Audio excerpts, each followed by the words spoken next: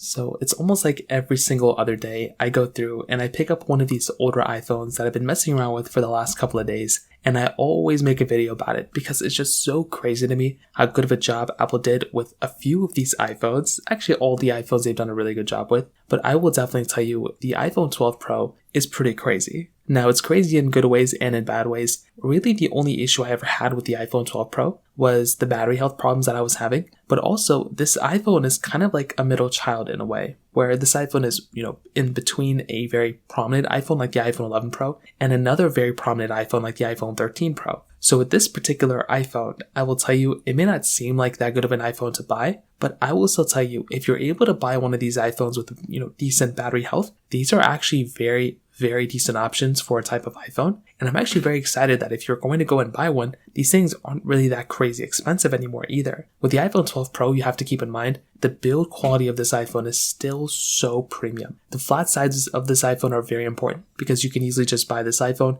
and not have to worry about, this iPhone looking a little bit older. Like with the iPhone 11 Pro with its curved sides, it can give the appearance sometimes that it is a little bit of an older device. With the iPhone 12 Pro, that is not quite the case. And that is actually something that's super, super important when you're buying something like the iPhone, 12 Pro in this specific case. I think the frosted glass back feels very good, but the performance of this iPhone is still also very, very decent. Like if you're trying to go through and just buy an iPhone that you can use on an everyday basis, the iPhone, 12 Pro is still a very good option. I mean, this thing is still giving you the Apple A14 Bionic chip inside. It's still giving you a very good performance from that particular perspective as well. And that's another very important thing to keep in mind. And even though this thing has 6 gigabytes of RAM, you're still getting almost the same amount of RAM as the current iPhone generation, which is actually pretty crazy as well. So I'm looking at this particular iPhone, right? And I still think in a lot of ways it's still worth it. But also when iOS 18 comes out, most probably almost 99% of me says this iPhone is going to be getting iOS 18. I'm also pretty much positive it's going to be getting iOS 19 as well. Maybe even iOS 20, who knows?